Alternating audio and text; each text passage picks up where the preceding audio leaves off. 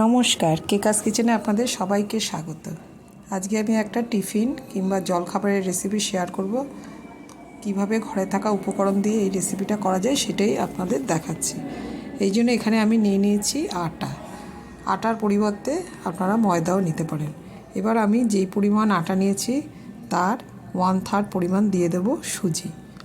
আটা আর সুজিটাকে খুব ভালো মতো মিশিয়ে নেব 1 চিমটে নুন দিয়ে। এখানে নিয়ে নিয়েছি ঘরে পাতা দই, এখানে আমি টক দই নিয়েছি। এবার নুন দিয়ে ভালো মতো মিশিয়ে নিয়েছি, দিয়ে দেব দই। আমি এখানে কয়েক চামচ দই দেব। দই দিয়ে খুব ভালো মতো দইটা এমনভাবে মাখতে হবে যেইভাবে আমরা ময়দাকে ময়ম দিই ঠিক সেইভাবে, সব জায়গায় যেন দইটা ঠিকঠাক যায় সেই মতো দইটা দিয়ে মেখে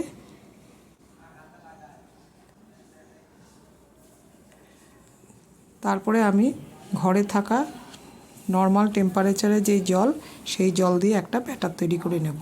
এখানে আমি এরকম একটা ব্যাটার করে নিয়েছি, এটা আমি আধ ঘন্টা ঢেকে রাখছি।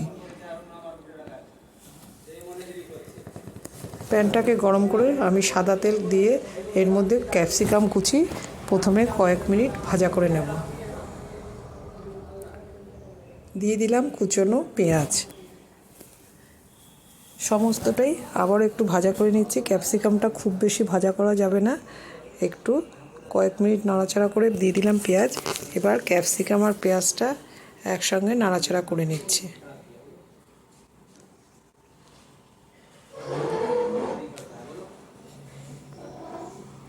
ওভেনের আঁচটা আমি মাঝারি থেকে সিমে করে রাখছি।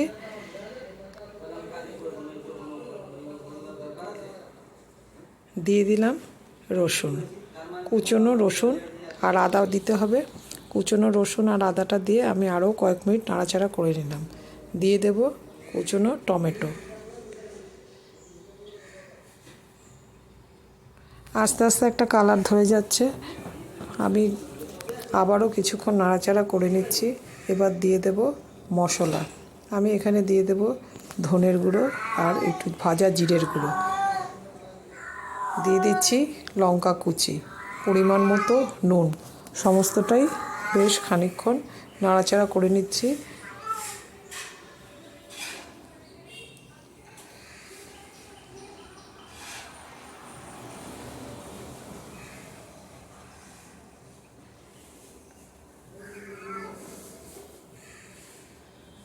দিয়ে দেব গোলমরিচের গুঁড়ো। গোলমরিচের গুঁড়োটা দিলে একটা সুন্দর স্মেল থাকে, এটা কিন্তু একেবারে শেষে দিতে হবে। দিয়ে দিচ্ছি কাঁচা লঙ্কা কুচি।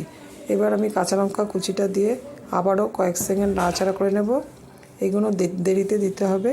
এবার দিয়ে দেব স্ম্যাশ করা আলু। ম্যাশ করা আলু দিয়ে আমি এরকম নাড়াচাড়া করে এরকম 3 ভাগ করে নিয়েছি। এরকম প্যানের মধ্যেই, এটা আমি উঠিয়ে নিইনি, প্যানের মধ্যেই 3 ভাগ করে আগের থেকে করে রাখা ব্যাটারটা এর মধ্যে অল্প অল্প করে হাতা দিয়ে দিয়েছি। ওভেনের আঁচটা আমি মাঝারি করে দিয়েছি। সমস্তটা দিয়ে আমি কয়েক মিনিট পরে আবারও উল্টে নেব।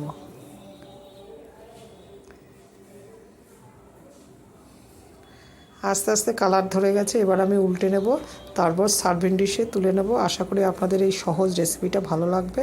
নমস্কার, ভালো থাকবেন।